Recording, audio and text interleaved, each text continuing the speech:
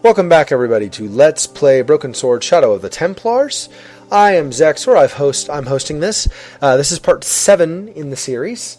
In the last part, we had previously undergone some investigations, first as Nico Collard, after which we did some investigation near a cafe that had been bombed as George Stobart. And last time, as Nico once again, we discovered that her apartment had been bugged, so somebody knew she was meeting with Plantard. Plantard was the man who went to the cafe that blew up, where George was, and so he was killed. So we discovered that that she had planted a bug, which was how she knew about the meeting with Plantard. And then in the last part here, we went back to the cafe, talked to a worker who wanted his picture taken for a good story. We told him anyway. We came inside after the police had left. He was busy boarding up the window anyway, and inside we through a mirror we saw a reflection of something hiding behind some pipes. These are the pipes right here behind the book. So we pulled it out, and it turns out it was a pouch that had a metallic key with a symbol. Looks like that key probably will fit the keyside chamber, the lock we could not open previously.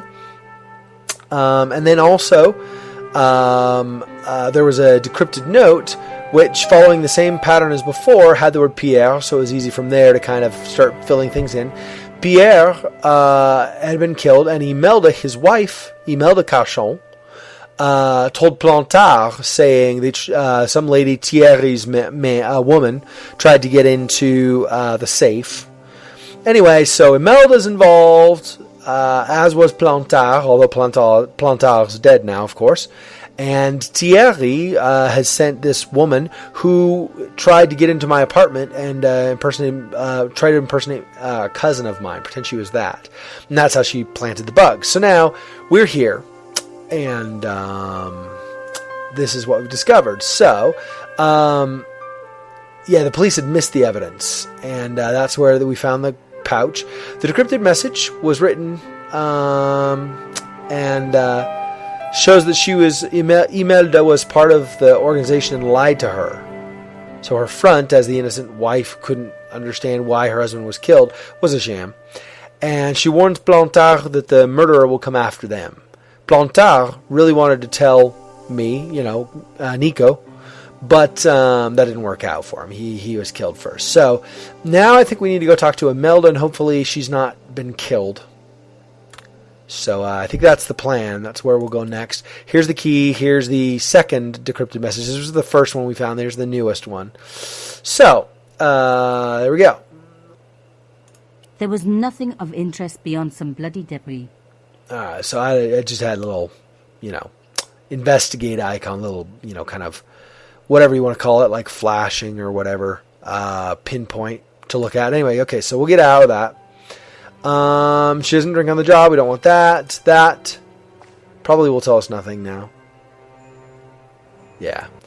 In that mirror, so here, we had seen here the pouch tucked in the pipes, and that's how we knew to go there to find it. So. Alright, so let's go ahead and go out. Hey, what about my photos? Oh, of course. How could I forget? Well, I'm waiting. Get your camera out. Camera. Oh, I forgot. It broke. Alors, they should never send a woman to do a man's job. Well, this woman had fooled him easily enough. And found the evidence the police had missed. She never sent a woman to do a man's job, except the fact that she totally tricked him and he had no idea. Fool.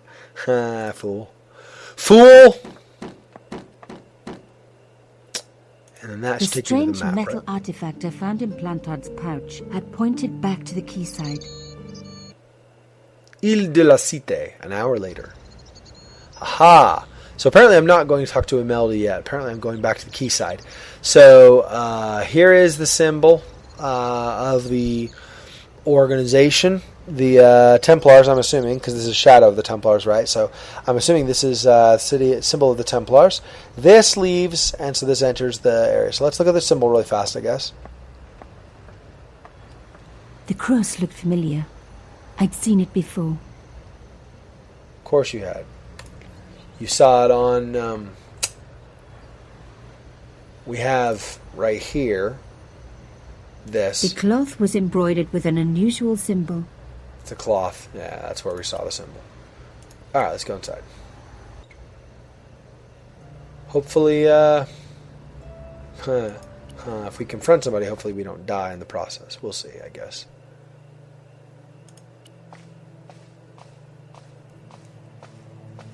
This was a chamber we had used. We'd opened the door. The slab was too heavy for me to lift. Okay, so I had to do this again. Okay. Alright. I guess it makes sense she'd take the stuff with her, so. And then I want this there.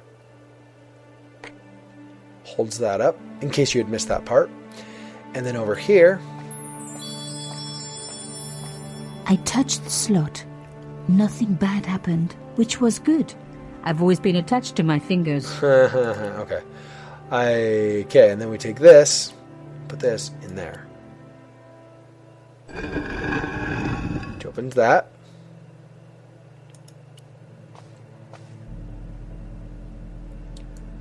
And then, why is the light already on? Am I going to confront somebody here? Doesn't look like it. Alright. So, in case you can't see very well, there's this, which needs to be opened, and this is the key slot, which that wasn't going to help. We just found. So let me use that.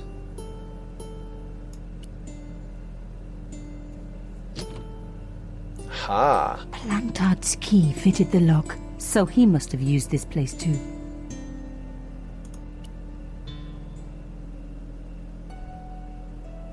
A photograph had been torn up.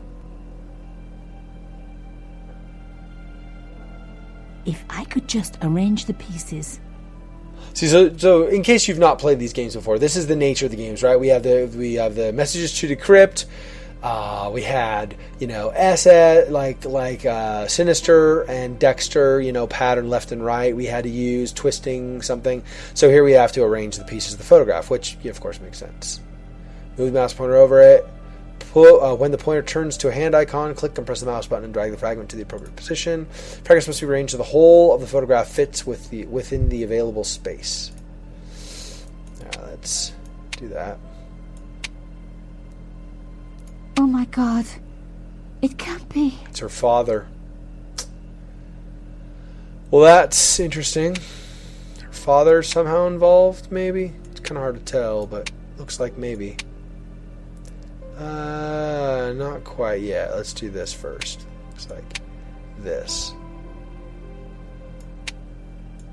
And then, down, yeah. Hair and face, so there.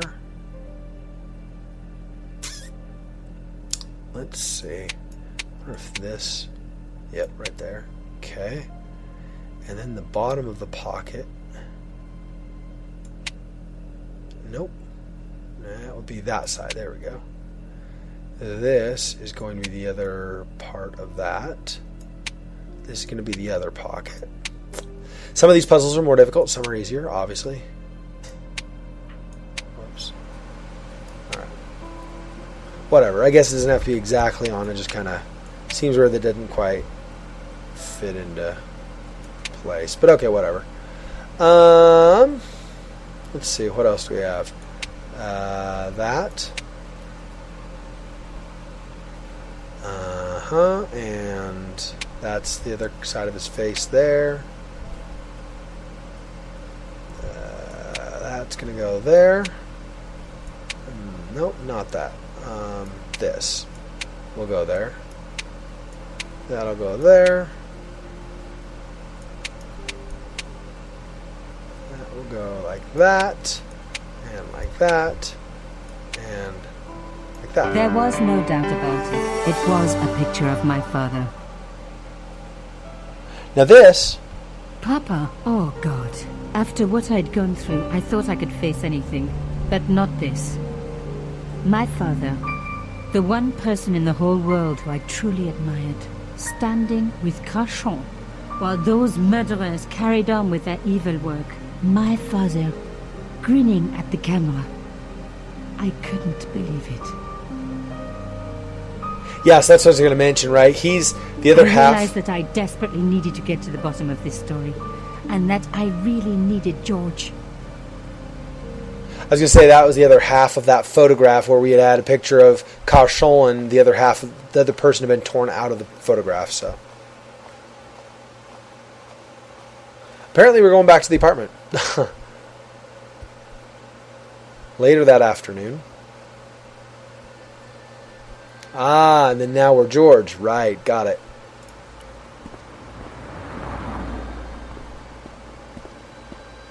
Oh, hi. Bonjour, monsieur. Would you like me to foretell your future? No thanks. I'm very good. It only takes a minute. Thanks all the same, but I'm not superstitious. Besides, if it only takes a minute, that's not much of a future to look forward to. Can I get this guy behind? Looks like probably no. Alright, I've changed my mind. Will you tell my fortune? You're going on a long journey. My, oh my. What a surprise. Can you tell me anything I don't already know? Are the flowers for sale? Oui, monsieur. Okay. I'll take a bunch of those white ones. I wouldn't do that if I was you. No? They are lilies, monsieur. Some people associate them with death. Yikes. Thanks for telling me. What other flowers do you have? Dahlias? What do they signify? Insecurity? I don't want to give her the wrong idea about me. What about the tall yellow ones? Those are iris, the flame of passion. And the little yellow ones? Sensuality. Well, they're no use to me. I want to make an impression, not jump down her throat. It's either you're insecure, you think there's death around, or you want to jump her bones, basically. It's kind of not really the impression he wants to give, I would agree. That's interesting. Alright, let's talk about... Do you know a young woman called Nico Collard? Yes, I do. She lives upstairs from me in the apartment block across the street. The door isn't locked, but you'll need to give it a gentle nudge. It sticks, you see. Because of the damp. The landlord said he'd fix it before winter sets in. He's been saying that for 3 years. Sounds like more than one landlord story. How long has Mademoiselle Collard lived here? A few months. She's in for a shock when the cold weather comes. Drafty windows, insufficient heating. It's a struggle to keep warm. The only reason I stay is because the rent is cheap. Your young lady, she deserves better. I thought Mademoiselle Collard was a successful photographer. Not as successful as she makes out for all her fine clothes. Oh, I've heard her crying herself to sleep at night. That's awful. Now don't you let on that I've told you. She's proud, that one. Too proud, if you ask me. Have you seen anyone out here watching Mademoiselle Collard's apartment? Yes, I have. A strange man. Tall and thin as a broomstick. He kept his face hidden. But I saw his eyes peering from evil little slits. How was he dressed? A long brown raincoat with an hat. Or like Humphrey Bogart? Yes, but he didn't have Bogart's charisma. Besides, this guy looked like he needed a toilet. You never saw Bogart clenching his buttocks like that? He's clenching his buttocks? What the? Is there anything else you can tell me about Mademoiselle Collard? No, monsieur. How does this fortune-telling routine work? If I knew that, I wouldn't be selling flowers for a living. Haven't you ever wondered why you were blessed with the gift? Well, it's a bit like satellite television, I suppose. Some of us are born with a built-in receiver dish. I just happen to be one of the lucky ones. Can you really foretell the future? Only time will tell, monsieur. The strange thing is, I can't seem to see myself in the future. Other people, I have no problem. But when I try to see what might happen to me, nothing. That must be scary. Maybe. I figure it's a kind of natural safety mechanism. Either that, or I don't have a future. Yeah, maybe not. Interesting. See you later. That's right, monsieur. You will. Yeah, because you told the future. Okay, let's go to Nico's apartment.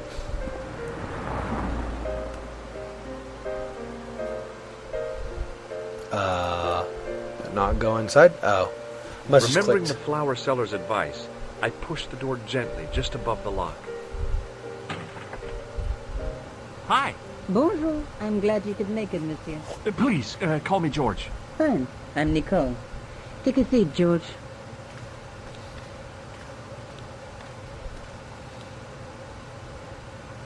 Eh bien? And what have you been up to? I've been exploring the sewers underneath the cafe. I thought I could smell something bad. The clown used the sewer to escape and to change out of his costume. I guess he was in a hurry. He left his jacket behind. And? I got his tailor's phone number. You had better luck than I did. Luck, she said. Luck. Hard work, I'd call it. What happened? My editor told me to drop this story. Can you believe it? But you're not going to do that. Oh, no. I'm going to find out what's behind these killings. It just doesn't add up. It almost feels like some sort of conspiracy. The police in 3 different countries have kept very quiet about the murders. The press don't connect them at all. They blame them on political, religious, or militant minority extremists. Well, that covers just about everyone. Interesting. Tell me more about yourself. There's nothing much to tell. Well, how'd you get into photography? I guess I owe that to my father. He bought me my first camera. I was 8, and my parents had just split up. Did you live with your father? Yes. My mother went off with her new boyfriend. I didn't mind. Papa was all I needed. 4 years later, he died in a plane crash. Oh, I'm sorry. It's all right. I don't mind talking about him. He was more like an older brother, really. Always joking and laughing. Papa always wanted me to study art. That's why I went to college. Did you learn about photography at college? God, no. I couldn't afford the materials. We were billed for everything we used. Paint, canvas, paper. Most of my year turned to minimalism. It was cheaper. I used to go poaching in the park for squirrel hair. The only time I wasn't hungry was the term I did printing. I used to eat the potatoes. You're making fun of me, aren't you? Oh, no. Oh, no. Yeah, right. Whatever. Tell me more about the clown's previous victims. The first was Arno Bellotta, the millionaire pharmaceutical baron. He made his money from amphetamines in the post-war slimming and diet boom. Imagine it, millions of housewives literally speeding their butts off. The only witness in the case was his Filipino au pair. She swears he was lured to his death by a snowman. What about the clown's second victim? Yamada, the controversial Japanese politician. He inherited his fortune from his father's electrochemical consortium. How did he die? At the hands, or should I say flippers, of a giant emperor penguin. A snowman, a penguin, and now a clown. I had been about to add mine to the list, but stopped myself. I really didn't want to have to explain to George about my father's involvement with Carchon. You know, I hate to admit it, but this is scary. And I'll tell you this, I will not be accepting any invitations to costume parties. I don't blame you for being scared. I am too. But this story could be my only chance for a big break. Or an early death. It's true. It's true. This is the tool I used to get into the sewers. Fascinating, George. You're not interested, are you? Oh, of course I am. I think it was very brave of you to go down those sewers. Yeah? Well, it was kind of scary, but... Well, I had a job to do. I found this false nose in the sewer. Hey, what's this inside it? The contents of someone's nose? Don't be cross, George. It says La Risée du Monde. Masks and costumes. It's a costume shop near the Gare Saint-Lazare. I'll check it out. Maybe the owner remembers who hired the clown costume. The contents of somebody's nose. Like they left blow in the nose piece. It's gross. I found this tissue down the sewer. That's disgusting, George. No. I think the stuff on it is grease paint. Like actors use, or clowns. It's still disgusting. Get rid of it. Alright. I found a piece of material near the cafe. When I showed it to the concierge, he recognized it right away. It's very distinctive, all right. Just wait until you see this. I developed a film I shot at the cafe. Here, George. It's an enlargement I made. Look what that guy's wearing. Checkered pants. The same material as I found in the sewer. That's right. This guy shouldn't be difficult to find. Oh, no? Take a close look at his right cheek. A scar in the shape of a horseshoe. Or a crescent moon. Interesting. Alright. How come you enlarged this photograph of me? Because I noticed the guy behind you, of course. He's like, you weren't checking me out, are you sure? I'm pretty sure you were checking me out. I have to go. Okay, I'll see you later. Okay, so...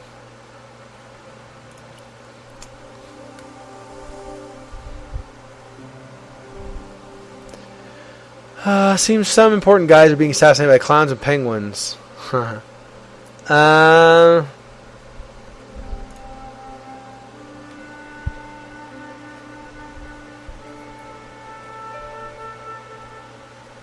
So...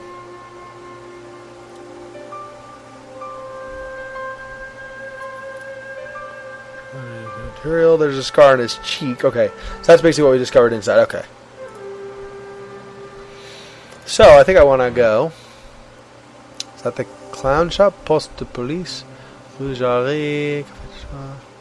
La Risée du Monde.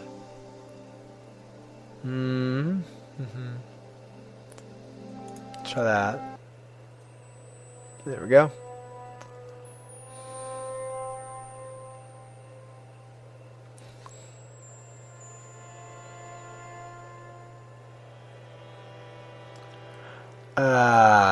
Okay, let's see. I don't know how... I don't have a lot longer on this part, so I don't know how... I think we could probably investigate in here, though, before we head out. Let's see. Let's go here first, I guess.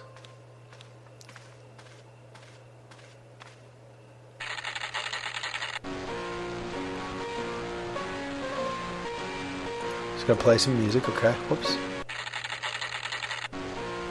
Okay, I didn't mean to do that again. That's alright, I guess. Let's see.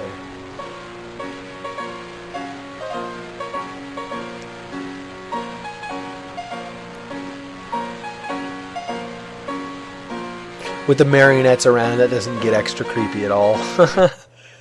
It's not even supposed to be creepy, but it kind of is. Okay, let's go talk to you. Looks like you're the only one Excuse me. here. Bonjour, monsieur. Please, come in. Welcome. Leave the mundane world behind. For in these four walls, fantasy is king. I don't want a costume. Didn't you ever dress up when you were a child? Not that I remember. Incredible! You'll be telling me next that you never shared your elder sister's lingerie. I don't have a sister, and I think I'd look pretty silly in a brassiere. I just need some information. Of course. How can I help you? Next you'll be telling me, like, what? It's funny. It's funny. Have you heard of a man named Plantile? I do not recall anyone of that name. I'm looking for a man who hired a clown costume from you. Oui, monsieur. I do not see how I can help. Don't you keep a record of costumes that you've rented out? Of course, monsieur, but... Well, then I'd like to check your records. Give me the names of everyone who's rented a clown suit. Impossible. There are too many. What about this guy?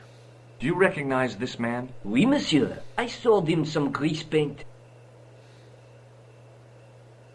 Does this dirty tissue mean anything to you?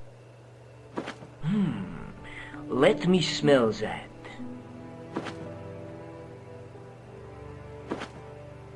Bestheimer's number 7 white pancake. Theatrical grease paint, right? Oui, monsieur.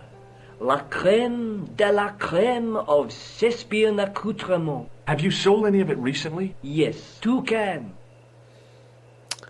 I see.